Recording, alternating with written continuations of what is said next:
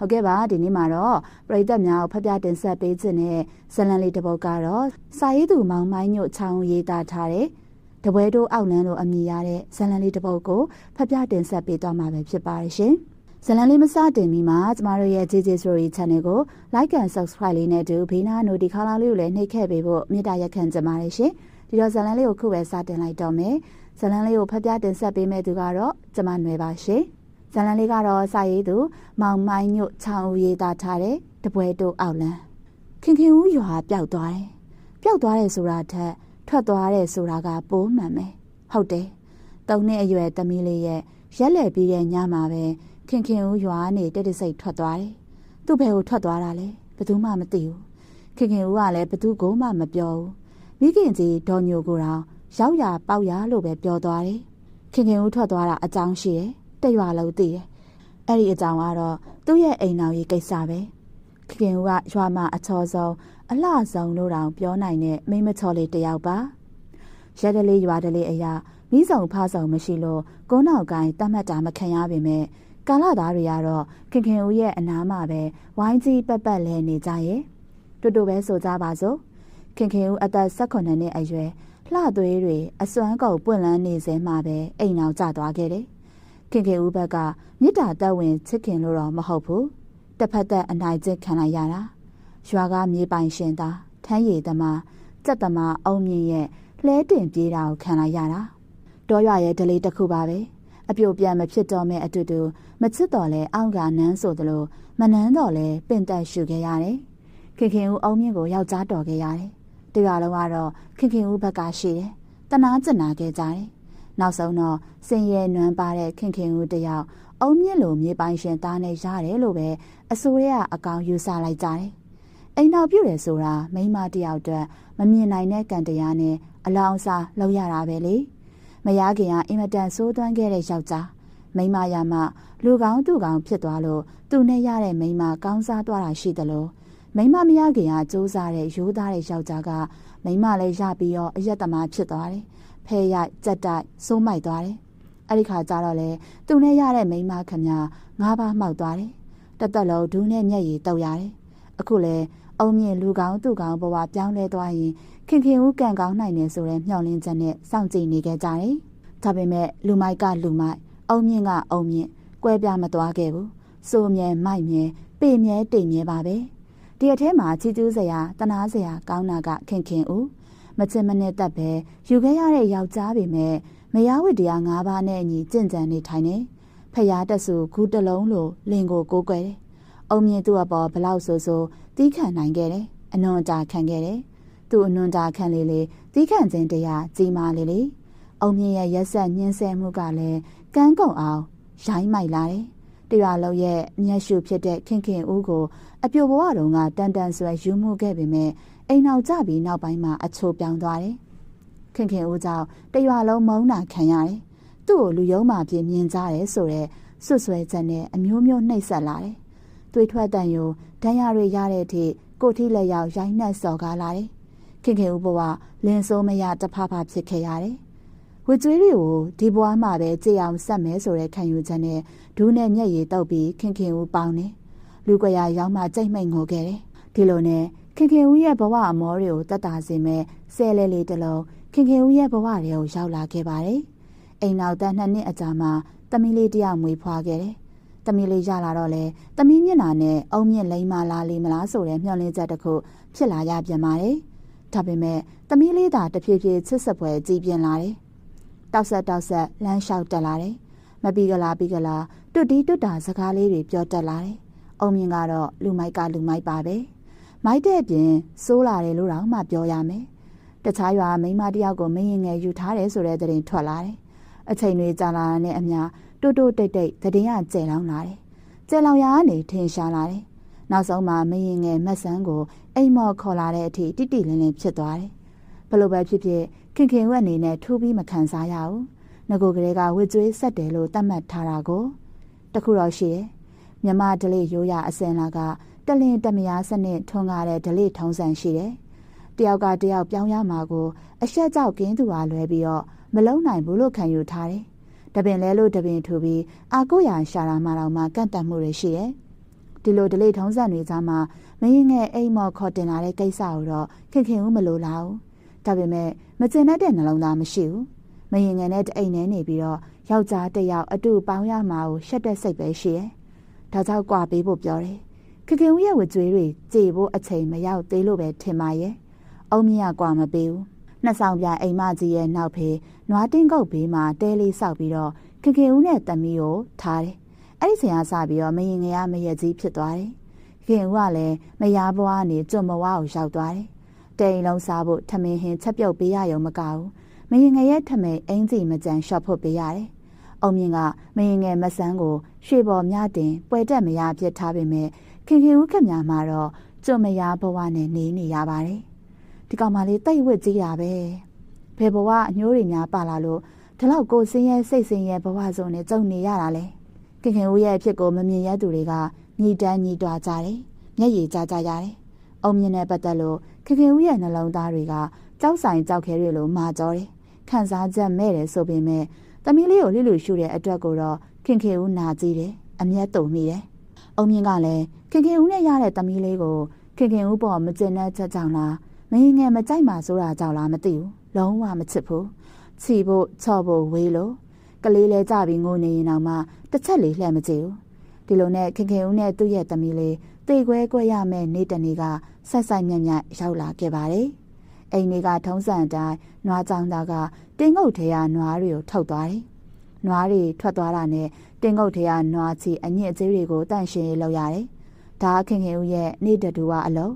နွားကြီးတွေကျုံနေတော့မှသမီးငယ်ကတဲရှိမှတယောက်တည်းဆော့ကစားနေတယ်တော်တော်လေးကြတော့သမီးငယ်ရဲ့ဆူဆူဝါဝါအော်တန်နဲ့လှေကားပေါ်ကတစုပ်တစ်ခုကြားတဲ့တဒုံလုံးအတန်ကြီးကိုကြားလိုက်ရပါတယ်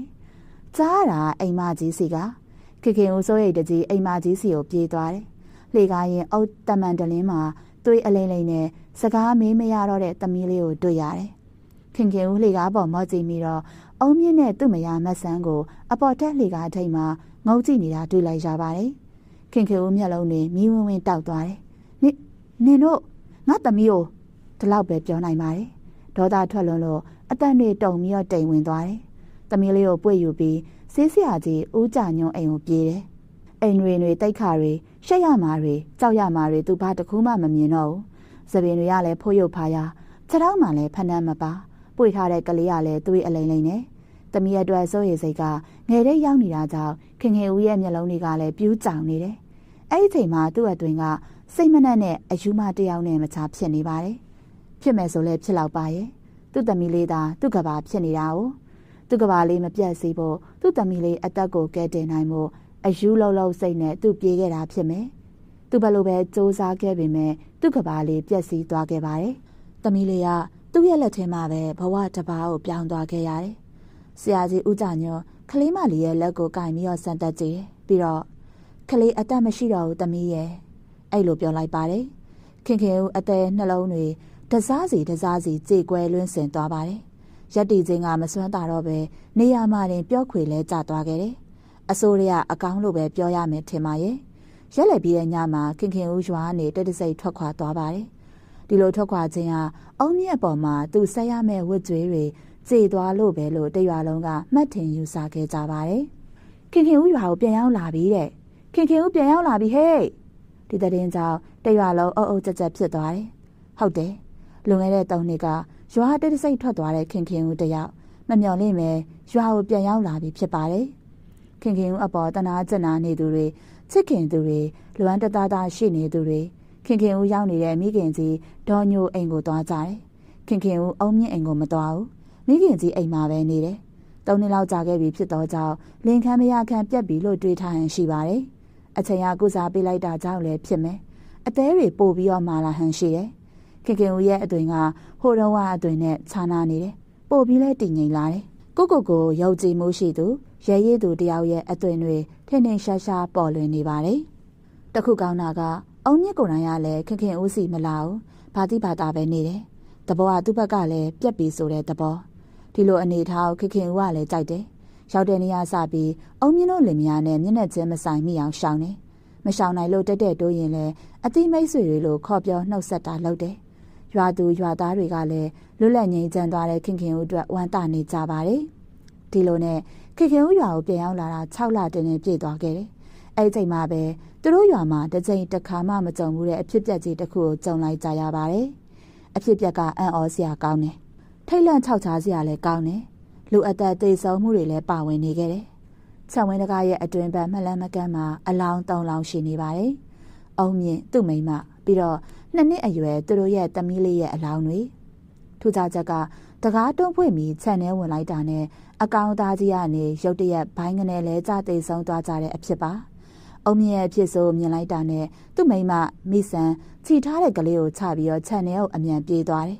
သူ့ယောက်ျားလဲကြနေတဲ့စီကိုသွားတယ်အဲ့ဒီမှာသူ့ဘာလဲကြသေဆုံးသွားတယ်တခါသမီးလေးကလည်းတောက်တောက်နဲ့မအေးနာကိုပြေးလိုက်သွားတယ်ခြံထဲဝင်လိုက်တာနဲ့မအေးစီတောင်မရောက်လိုက်ဘူးမြေပေါ်လဲကြပြီးတော့ပက်လက်လေးသေသွားတယ်သူတို့အိမ်ကရွာလေပိုင်းမှာနောက်ပြီးတော့နေ့လယ်ဘက်ဖြစ်နေလို့ဖြစ်ပုံပြက်ပုံအလုံးစုံကိုအင်းကြီးနာချင်းတွေအားလုံးသိနေမြင်နေရတယ်။ရုတ်တရက်ကြီးတယောက်ပြီးတယောက်လဲကျသေဆုံးနေရတဲ့အဖြစ်ကိုကြည့်ပြီးတော့အံ့ဩထိတ်လန့်နေကြတယ်။တရင်ကတော်မီလောင်သလိုချက်ချင်းပြန့်နှံ့သွားပါတယ်။တရွာလုံးကလူတွေအုံမြင့်တို့အိမ်ရှိလမ်းပေါ်မှာစုပြုံရောက်လာကြတယ်။ခြံထဲကိုဘယ်သူမှမဝင်ကြနဲ့မဝင်ကြနဲ့ရွာထိပ်မှာနေတဲ့ဆရာကြီးဦးကြညွန့်ရောက်လာပြီးတော့အော်ဟစ်ပြောတယ်။တစ်ချိန်တည်းလို့ရွာလူကြီးပါရောက်လာတယ်။ဆရာကြီးဘလို့ဖြစ်တာလဲဗျရွာလူကြီးကဦးကြညွန့်မေးတယ်ကျုပ်လည်းအတိအကျတော့မပြောနိုင်သေးဘူးဒါပေမဲ့မျက်မြင်တွေ့တဲ့လူတွေပြောတဲ့စကားအတိုင်းဆိုရင်တော့ရိုးရိုးသားသားမဖြစ်နိုင်ဘူးဒါအသက်တရာအထိပြုတ်လုထားတဲ့အောက်လန်းပညာတဲ့ရဲ့အစီရင်ဖြစ်နိုင်နေဗျဒါဆိုဘလို့ဆက်လုပ်ကြမလဲရွာလူကြီးကစိုးရိမ်တကြီးအတန်နဲ့မေးတယ်စောက်ကြည့်ရအောင်ပါပဲလောလောဆယ်တော့အုံမြင့်တို့ခြံထဲကိုဘယ်သူမှမဝင်အောင်ပြောရမယ်ဝင်တဲ့သူမှန်သမျှအောက်လန်းဆက်မိပြီးတော့အသက်သေသွားနိုင်တယ်ဒါဆိုရင်ဒီလောင်းတွေကိုမတက်ကြိုးပဲဒီအတိုင်းထားရတော့မှလားဆရာကြီးအဲ့လိုလည်းမဟုတ်ပါဘူးဘလို့အောက်လန်းဆက်လဲဆိုတာသိအောင်လုပ်ပြီးတော့ဆက်ကိုဖြတ်ရမယ်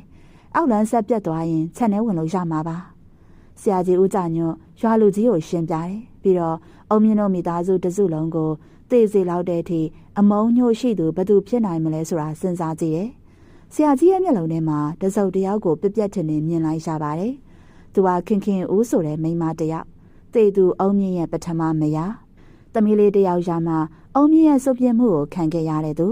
ူဒီရွာလေးသားတွေဖြစ်တာကြောင့်သူတို့အကြောင်းဆရာကြီးအနေနဲ့အစအဆုံးတလုံးမကြံသိနေခဲ့တယ်အုံမြင့်ကိုသေစေလောက်တဲ့အထိအညိုအတေကြီးနိုင်တဲ့အရာဆိုလို့အုံမြင့်ရဲ့ပထမမယားခင်ခင်ဦးနဲ့ပတ်သက်တဲ့အကြောင်းအရာပဲရှိတယ်အဖြစ်ပြက်ကကြာတော့ကြာခဲ့ပါပြီလွန်ခဲ့တဲ့3နှစ်လောက်ကဖြစ်တဲ့အဖြစ်ပြက်ရဲ့ပါဒီအဖြစ်ပြက်တွေကိုတွေးမိတာနဲ့ဆရာကြီးဦးကြညွန့်ရွာလေလန်းအတိုင်းအသာလျှောက်လာခဲ့ပါတယ်။အုံမြင့်တို့အိမ်နဲ့မျက်စောင်းထိုးမှရှိတဲ့အိမ်ကိုဂရုတစိုက်ကြည့်လာတယ်။အဲ့ဒီအိမ်ကခင်ခင်ဦးနေတဲ့အိမ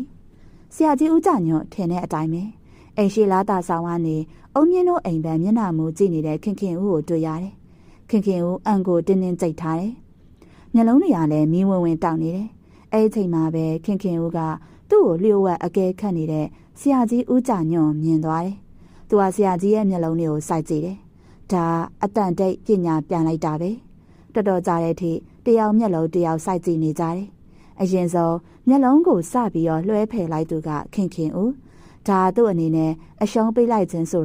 ာသူ့ရောဆရာကြီးဦးကြညွန့်ရောသိလိုက်ကြပါတယ်။ကဲငါသမီးလေးစိတ်ကိုလျှော့ထားတော့နော်။သမီးရဲ့ဆန္ဒလည်းပြေဝခဲ့ပြီမဟုတ်လား။ဒါဆိုကျင့်တတ်တော့အခုချိန်ကအပြစ်မရှိတဲ့သူတွေရဲ့အသက်တွေအလဟတ်မဆုံးရှုံးအောင်တားဆီးရမယ့်အချိန်ဖြစ်နေပြီ။ဒါကြောင့်ဆရာကြီးမေးတာကိုမှန်မှန်ဖြေဟုတ်ပြီလား။အရေးကဲကြည့်ပြီးတော့အတက်တိလိုက်တဲ့ဆရာကြီးကခင်ခင်ဦးရှိတဲ့အိမ်မော်ထက်တီတက်သွားပြီးတော့ခင်ခင်ဦးကိုပြောလိုက်ပါတယ်။ခင်ခင်ဦးကဆရာကြီးဦးကြညွန့်ရိုးသေးစွာနဲ့လက်အုပ်ချီရှစ်ခိုးတယ်။တောင်းမှန်ပါတယ်ဆရာကြီးရဲ့။သူနဲ့ပတ်သက်ပြီးတော့ဘယ်လိုမှမခံစားနိုင်တာကြောင့်ဂလဲစားချင်မိပါတယ်။ဝစ်ကျွေးပါရင်လည်းနောင်ဘဝကျမပြန်ဆက်ပါမယ်။အေးပေါ့ကွယ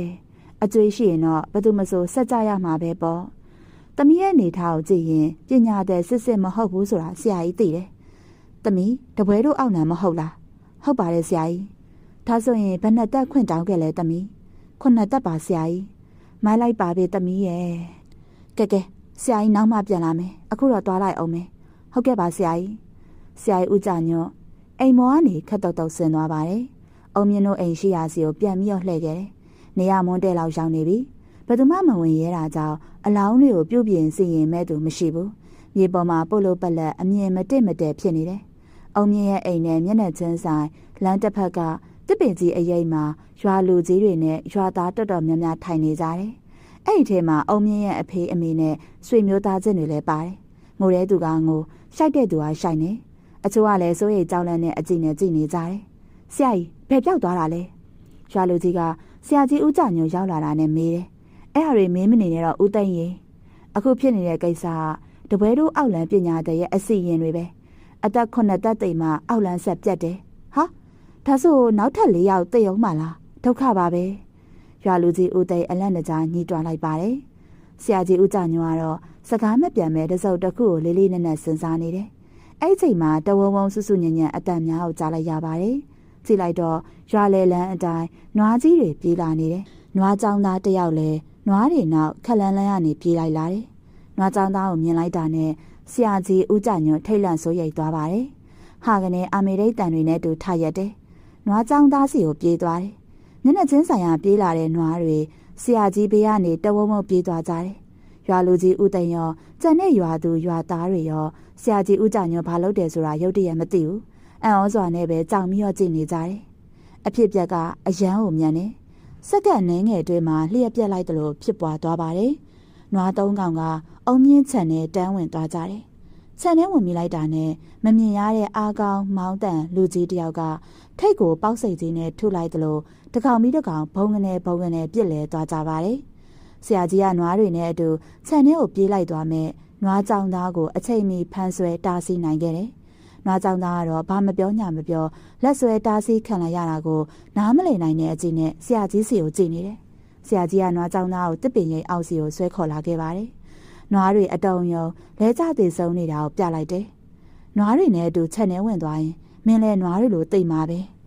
နွားကြောင်သားခမဒီတော့မှကြောက်လန့်ပြီးဒူးတွေတက်ဆက်တုံသွားတယ်ဦးသိန်းရေခမရာရီမှုတွေတည်းကတယောက်ကိုကြက်နှစ်ကောင်အရှင်ရှာခိုင်းပေးပါအရေးကြီးလို့အမြန်ရလေပို့ကောင်းလေပဲပြောဆရာကြီးကရွာလူကြီးဦးသိန်းကိုပြောလိုက်ပါတယ်ဦးသိန်းယာယီမှုတယောက်ခေါ်ပြီးတော့ကြက်ရှင်နှစ်ကောင်ရဖို့စီစဉ်တယ်ယာယီမှုလည်းထွက်သွားပြီးတော့တိတ်မကြခင်မှာပဲကြက်ရှင်နှစ်ကောင်ပိုက်ပြီးတော့ပြန်ရောက်လာတယ်တကောင်ကိုခြံတကားဝါနေခြံထဲကိုလွတ်လိုက်ပါ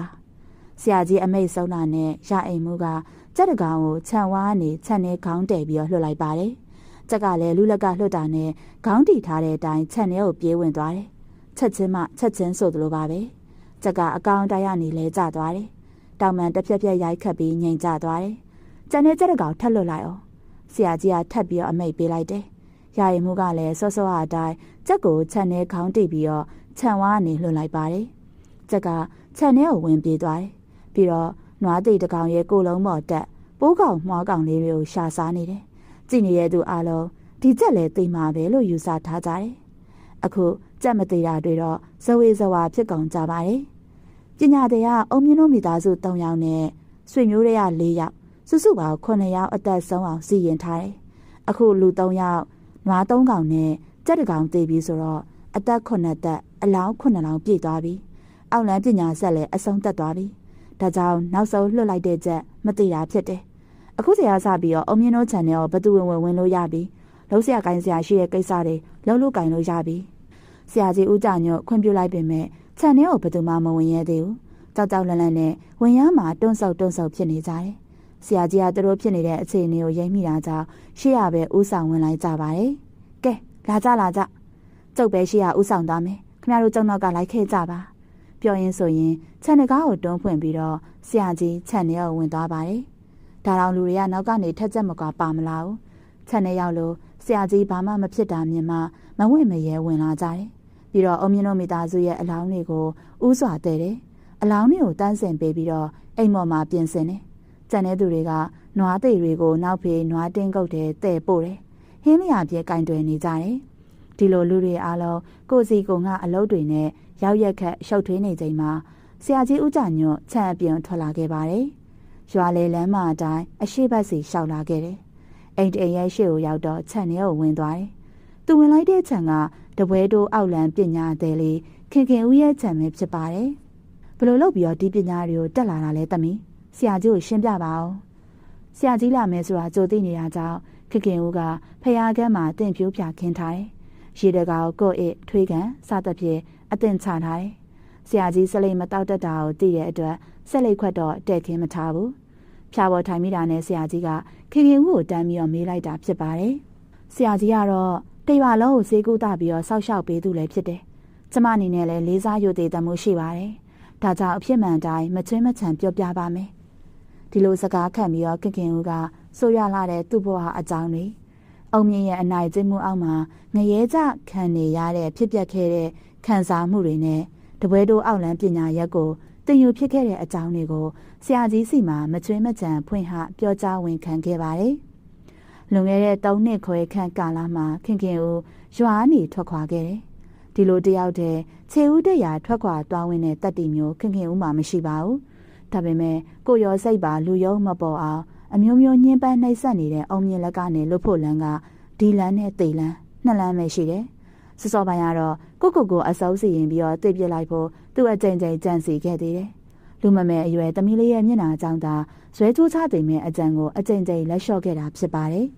ရုတ်တရက်မမျော်လင့်မဲ့သမီးလေးဆုံးမသွားချိန်မှာတော့သူ့အတွေးတွေတစ်မျိုးပြောင်းသွားတယ်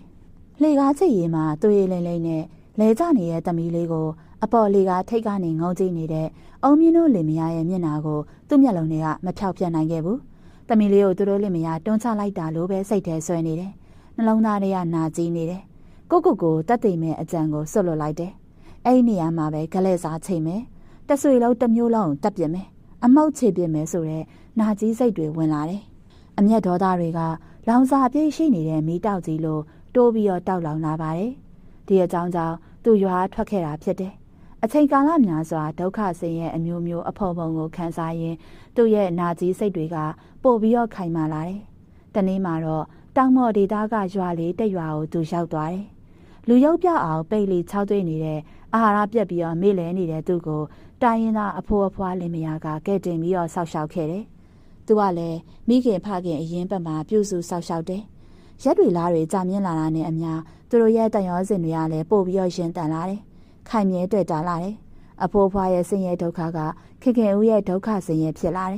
ယ်ခင်ဦးရဲ့ကြေကွဲဝမ်းနည်းမှုတွေကလည်းအဖိုးဖွားနှစ်ယောက်ရဲ့ကြေကွဲဝမ်းနည်းမှုတွေဖြစ်လာတယ်ဒီလိုအနေထားမှာခင်ဦးပဲကန့်ကောင်းတာလားအုံမြင့်တို့ပဲကန့်ဆိုးကျင်တာလားမသိဘူးအဖွားပညာသည်ဖြစ်နေတယ်။သမီးသူတို့ဂလဲစားချိတ်ကျင်တဲ့အမေဂလဲစားချိတ်ဖို့အသက်ဆက်ရှင်နေရတာပါ။သူတို့ဂလဲစားချိတ်နိုင်မို့သမီးကိုအမေပညာသင်ပေးပါ။နှလုံးသားချင်းထပ်တူကြနေတဲ့အဖွားကလည်းခင်ဦးရဲ့ဆန္ဒကိုမကက်ကွက်ဘူး။ခင်ဦးလုံးချင်တဲ့အတိုင်းလုံနိုင်အောင်ကူညီတယ်။အောက်လန်းပညာအတက်ကိုသင်ပေးတယ်။တခုရှိတာကအောက်လန်းပညာကိုပြည့်စုံသင်ပေးတာမဟုတ်ပဲတပွဲတို့အောက်လန်းပညာကိုပဲသင်ပေးတယ်။တပွဲတို့အောက်လန်းပညာကတပွဲတစ်ကြိမ်နဲ့အသုံးပြုလို့ရတဲ့အတတ်ပညာတစ်ကြိမ်အသုံးပြုပြီးရနဲ့အောက်လန်းပညာတွေသူ့ကိုယ်ကခွာသွားမယ်ဒီပညာကိုမတတ်တဲ့ရိုးရိုးလူတယောက်ပြန်ပြီးတော့ဖြစ်သွားမယ်ကောင်းတာကဒီတပွဲတို့အောက်လန်းပညာကိုကမ္မစိတ်ထိတကိုးကြည့်တဲ့နတ်တွေကဆောက်ရှောက်ကူညီပေးကြတယ်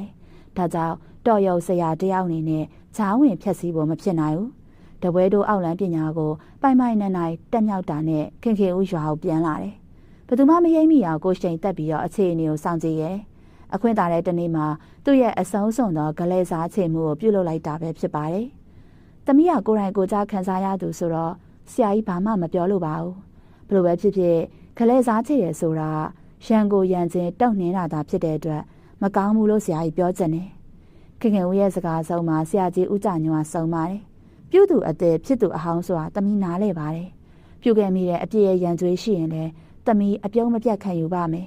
ဒီဘဝမှာတော့သမီးခံစားခဲ့ရတဲ့လောကငရဲအတွက်မရှုမလားသိပွဲဝင်ခဲ့ရတဲ့သမီးလေးအတွက်ဂလဲစားချိလိုက်ရတာကိုပဲကျဉ်းနှံမိတယ်ဆရာကြီးဦးကြညိုခင်ဦးရဲ့မျက်နှာကိုကြည့်လိုက်ပါတယ်